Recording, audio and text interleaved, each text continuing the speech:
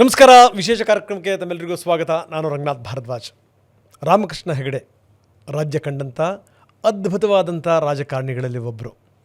ರಾಮಕೃಷ್ಣ ಹೆಗಡೆಯವರ ಆಗಿನ ಕೆಲಸ ಕಾರ್ಯಗಳಿದೆಯಲ್ಲ, ಅದು ಈಗಲೂ ಕೂಡ ಬಹಳಷ್ಟು ಜನ ಮಾತಾಡ್ತಾರೆ. ಅಷ್ಟೇ ಅಲ್ಲ, ಕರ್ನಾಟಕದ ರಾಜಕಾರಣ ಇದೆಯಲ್ಲ, ಕರ್ನಾಟಕದ ರಾಜಕಾರಣ ದೇಶಕ್ಕೇ ಮಾದರಿಯಾಗಿತ್ತು. ಬೇರೆ ಬೇರೆ ರಾಜ್ಯಗಳು ಕೂಡ ಇಲ್ಲಿಯ ಸ್ಥಿತಿಗತಿಗಳೇನು ಅದೆಲ್ಲವನ್ನೂ ಕೂಡ ಅಧ್ಯಯನ ಮಾಡ್ತಾಯಿದ್ರು. ಅಷ್ಟರ ಮಟ್ಟಿಗೆ ಛಾಪ ಮೂಡಿಸಿದಂಥ ಒಂದು ಅದ್ಭುತವಾದಂಥ ಚೇತನ ನೋಡಿ. ಆಗಸ್ಟ್ 29 ಬಂತು ಅಂದರೆ 100 ವರ್ಷ ತುಂಬ್ತಾ ಇತ್ತು ಅವ್ರಿಗೆ.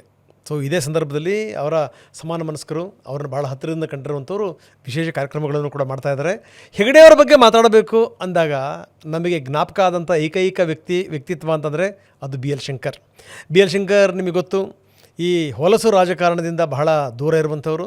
ತಾವಾಯಿತು, ತಮ್ಮ ಚಿತ್ರಕಲಾ ಪರಿಷತ್ತಾಯಿತು, ಅಲ್ಲಿ ಆರಾಮಾಗಿದ್ದಾರೆ, ನೆಮ್ಮದಿಯಾಗಿದ್ದಾರೆ. ಸಮಯ ಸಂದರ್ಭ ಬಂದಂಥ ಸಂದರ್ಭದಲ್ಲಿ ಅವರು ಆ ಪಕ್ಷ ಈ ಪಕ್ಷ ಅಲ್ಲ, ಎಲ್ಲ ಪಕ್ಷದ ಬಗ್ಗೆನೂ ಮಾತಾಡ್ತಾರೆ, ಒಳ್ಳೆಯದ ಬಗ್ಗೆನೂ ಮಾತಾಡ್ತಾರೆ, ಅವ್ರು ಮಾಡ್ತಿರುವಂಥ ತಪ್ಪುಗಳ ಬಗ್ಗೆನೂ ಕೂಡ ಮಾತಾಡ್ತಾರೆ.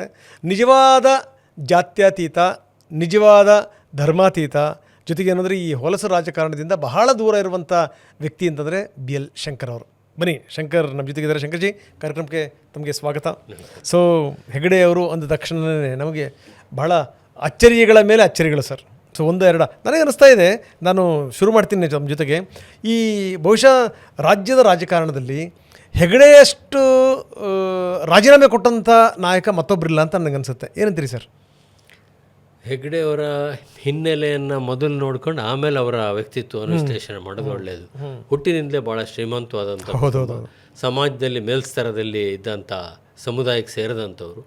ಜೊತೆಗೆ ಯಾವುದೇ ಹೋರಾಟ ಮಾಡದೆ ಹೋದರೂ ಕೂಡ, ಅಥವಾ ಈ ರೀತಿಯ ನಿರ್ಧಾರ ತೆಗೆದುಕೊಳ್ಳದೆ ಹೋದರೂ ಜೀವನ ನಡೆಸಲಿಕ್ಕೆ ಬೇಕಾದಷ್ಟು ಇದ್ದಂಥ ಸಂದರ್ಭದಲ್ಲಿ ಅತ್ಯಂತ ಚಿಕ್ಕ ವಯಸ್ಸಿನಲ್ಲೇ ಅವರು ರಾಷ್ಟ್ರದ ಒಂದು ಕರೆಗೆ ಹೋಗೋಡುವಂಥ ಒಂದು ಸ್ಥಿತಿ ಇದೆಯಲ್ಲ, ಚಿಕ್ಕ ಯುವಕನಾಗಿದ್ದಂಥ ಸಂದರ್ಭದಲ್ಲೇ ಕ್ವಿಟ್ ಇಂಡಿಯಾ ಚಳವಳಿಯಲ್ಲಿ ಭಾಗವಹಿಸಿ ಅಲ್ಲ, ಅದಕ್ಕಿಂತ ಒಂದು ಚೂರು ಮೊದಲು ಹೋಗೋದಾದರೆ ನನಗೆ ಬಹಳ ಆಶ್ಚರ್ಯ ಅಂತ ಅನಿಸಿದ್ದು ಏನಂದರೆ, ಅವರು ಕಾಶಿಯಲ್ಲಿ ಅಧ್ಯಯನ ಮಾಡ್ಕೊಂಬಂದ್ರು ಅಂತ, ವಾರಣಾಸಿನಲ್ಲಿ ಅಧ್ಯಯನ ಮಾಡ್ಕೊಂಡು ತಂದೆ ಅವ್ರನ್ನ ಕಾಶಿನಲ್ಲಿ ಬಿಟ್ಟು ಅಧ್ಯಯನ ಮಾಡಲಿಕ್ಕೋಸ್ಕರ ಬಿಟ್ಟರು. ವಿನೋಬಾ ಭಾವೆ ಅವರ ಪ್ರಭಾವಕ್ಕೊಳಗಾದ್ರು. ವಿನೋಬಾ ಪ್ರಭಾವಕ್ಕೆ ಅಂದರೆ ಅವ್ರ ತಂದೆ ಬಹುತೇಕ ಇದರಲ್ಲಿ ರಾಮಕೃಷ್ಣ ಹೆಗಡೆ ಅವ್ರು ನೆನೆಸುವಂಥ ಸಂದರ್ಭದಲ್ಲಿ ಅವರ ತಂದೆ ಮಹಾಬಲೇಶ್ವರ ಹೆಗಡೆ ಅವ್ರು ನೆನೆಸೋದು ಸೂಕ್ತ ಅಂತ ಅನ್ನಿಸ್ತದೆ. ಯಾಕಂದರೆ ಅವರಿಗೆ ಆ ಸಂದರ್ಭದಲ್ಲಿ ಅವ್ರನ್ನ ಕಾಶಿನಲ್ಲಿ ವಿದ್ಯಾಪೀಠದಲ್ಲಿ ಓದಿಸ್ಬೇಕು ಅಂತ ಅನಿಸಿದ್ದು ಅದು ದೊಡ್ಡ ವಿಷಯ ಅಲ್ಲ. ಅಲ್ಲಿ ಯಾರೇ ಕೂಡ ಆ ಹಿನ್ನೆಲೆಯಿಂದ ಬಂದಂಥವ್ರು ಅಲ್ಲಿ ಓದಿದರೆ ದೊಡ್ಡ ಪಾಂಡಿತ್ಯ ಬರ್ತದೆ ಅನ್ನೋದು ಎರಡನೇ ಮಾತಿಲ್ಲ. ಆದರೆ ವಿನೋಬಾ ಆಶ್ರಮಕ್ಕೆ ವಾರದಾಗ ತಗೊಂಡೋಗಿ ಸೇರಿಸಬೇಕು ಅಂತ ತೀರ್ಮಾನ ಮಾಡಿದ್ದಿದೆಯಲ್ಲ, ಅದು ಬಹಳ ದೊಡ್ಡದಾಗಿರ್ತಕ್ಕಂಥ ಒಂದು ನಿರ್ಧಾರ. ಹೆಗಡೆಯವರ ಬದುಕಿನಲ್ಲಿ ದೊಡ್ಡ ಬದಲಾವಣೆ ತಂದಂಥ ಒಂದು ನಿರ್ಧಾರ.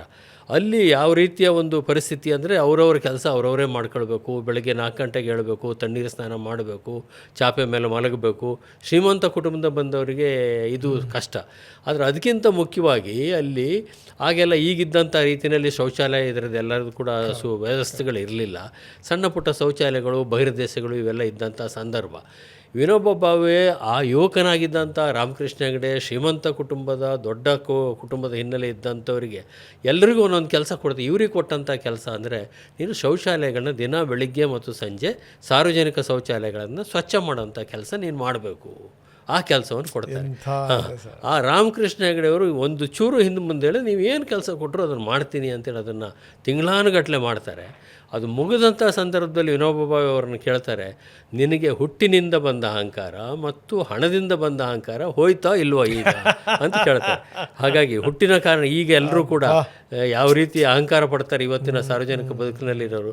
ಹೆಗಡೆಯವರು ಹೇಳ್ತಾರೆ, ನೀವು ಕೊಟ್ಟ ಕೆಲಸವನ್ನು ನಿರ್ವಹಿಸಿದ್ದೇನೆ, ಆ ಕೆಲಸ ಈ ಕೆಲಸ ಅನ್ನೋ ಪ್ರಶ್ನೆ ಅಲ್ಲ, ಅಹಂಕಾರದ ಪ್ರಶ್ನೆನೇ ಬರೋದಿಲ್ಲ ಇದರಲ್ಲಿ, ನಾನು ಕರ್ತವ್ಯನ ನಿರ್ವಹಿಸಿದ್ದೇನೆ. ಆ ರೀತಿ ಒಂದು ಸಮಾಜ ಸೇವೆಗೆ ಸಿದ್ಧರಾದಂಥ ಹೆಗಡೆಯವರು ಜೀವನ ಪರ್ಯಂತ ಅದನ್ನ ಉಳಿಸ್ಕೊಂಡು ಬಂದರು. ಅದು ಒಂದು ಘಟನೆಯನ್ನು ನಾವು ನಿಜವಾಗಿ ಕೂಡ ಸ್ಮರಿಸಲೇಬೇಕಾಗ್ತದೆ. ಇಲ್ಲಿ ಇದ್ರ ಜೊತೆಗೆ ಇನ್ನೊಂದು ಪಾಠ ಇದೆ ಸರ್. ಈ ನಮ್ಮಲ್ಲೂ ಕೂಡ ನಾವು ವರದಿ ಮಾಡ್ತೀವಿ, ಯಾವುದಾದ್ರೂ ಸ್ಕೂಲಲ್ಲಿ ಮಕ್ಕಳುಗಳನ್ನ ಕೆಲಸಕ್ಕೆ ಹಚ್ಚಿದರೆ ಅದೊಂದು ದೊಡ್ಡ ಮಟ್ಟದಲ್ಲಿ ಅದಾಗುತ್ತೆ. ಏನು ಅಂದರೆ, ಅವ್ರನ್ನೇನು ಕೂಲಿ ಕಾರ್ಮಿಕರ ಇವರು, ಕಸ ಓಡಿಸಿದ್ರು, ಟಾಯ್ಲೆಟ್ ತೊಳಸಿದ್ರು ಅಂತೇಳಿ ಅಂತ. ನಾನು ಕೆಲವೊಂದು ಕಡೆಗೆ ಆ ಥರದ್ದು ಬಂದಂಥ ಸಂದರ್ಭದಲ್ಲಿ ಅವಾಯ್ಡ್ ಮಾಡ್ತೀನಿ. ಮಾಡಬೇಕು ಮಕ್ಕಳ ಕೆಲಸನ ಮಾಡಲಿ ಅಂತ. ಸರ್, ಗಿಡವಾಗಿ ಬಗ್ಗದ್ದು ಮರವಾಗಿ ಬಗ್ಗಲ್ಲ. ಹೌದು, ನೀವು ಮೈಯೂ ಬಗ್ಗಬೇಕು, ಮನಸ್ಸು ಬಗ್ಗಬೇಕು. ಗಾದೆನೇ ಇದೆ, ಗಿಡವಾಗಿ ಬಗ್ಗದ್ದು ಮರವಾಗಿ ಬಗ್ಗೀತೆ ಅಂತ. ಹಾಗೆ ಸೊ ಹೀಗಾಗಿ ಮಕ್ಕಳುಗಳಿಗೆ ಆರಂಭದಲ್ಲೇ ಈ ಕೆಲಸ ಏನು ಅಂತ ಗೊತ್ತಿರಲಿಲ್ಲ ಅಂತಂದರೆ ಮುಂದೆ ಅವ್ರು ಎಂದೂ ಕೂಡ ಅವರು ಪರಿಪೂರ್ಣರಾಗ್ಲಿಕ್ಕೆ ಸಾಧ್ಯ ಇಲ್ಲ ಅಂತ. ಖಂಡಿತವಾಗಿ ಹೆಗಡೆಯವ್ರಿಗೆ ನೋಡಿ ಎಂಥ ಮಾತದು ನಿಂದು ಹೋಯ್ತೇನಪ್ಪ ಅಂತ, ಶ್ರೀಮಂತಿಕೆ ಮತ ಮತ್ತು ಹಣದ ಮತ, ಮತ್ತೆ ಹಣದ ಇದು ಜಾತಿಯ ಮತ ಜಾತಿಯ ಎರಡೂ ಹೋಯ್ತಾ ಅಂತ. ಹಾಗೆ ಎಲ್ಲರೂ ಸಮಾನರು ಅಂತಕ್ಕಂಥ ತತ್ವ ಅವತ್ತಿನಿಂದ ಅವರು ಕೊನೆ ಉಸಿರಿರೋ ತನಕ ರಾಮಕೃಷ್ಣ ಹೆಗಡೆಯವರು ಅದನ್ನು ಪರಿಪಾಲನೆ ಮಾಡ್ಕೊಂಡ್ಬಂದರು. ಯಾರ ಮೇಲೆ ಏನು ಆಪಾದನೆ ಬೇಕಾದ್ರೂ ಬಂದಿರ್ಬೋದು, ರಾಮಕೃಷ್ಣ ಹೆಗಡೆಯವರು ಜಾತಿ ಮಾಡಿದ, ಮತ ಮಾಡಿದ, ಕುಟುಂಬ ರಾಜಕಾರಣ ಮಾಡಿದ ಅಂತಕ್ಕಂಥ ಆಪಾದನೆ ರಾಮಕೃಷ್ಣ ಹೆಗಡೆಯವ್ರ ಮೇಲೆ ಇಲ್ಲ. ಮತ್ತು ಮೌಲ್ಯಾಧಾರಿತ ರಾಜಕಾರಣ ಮಾಡಿದಂಥವ್ರ ಹೆಸರಿನಲ್ಲಿ ಮೊದಲನೇ ಬರ್ತಕ್ಕಂಥ ಹೆಸರು ಅವ್ರದ್ದು ಕೂಡ ನಮ್ಮ ರಾಜ್ಯ.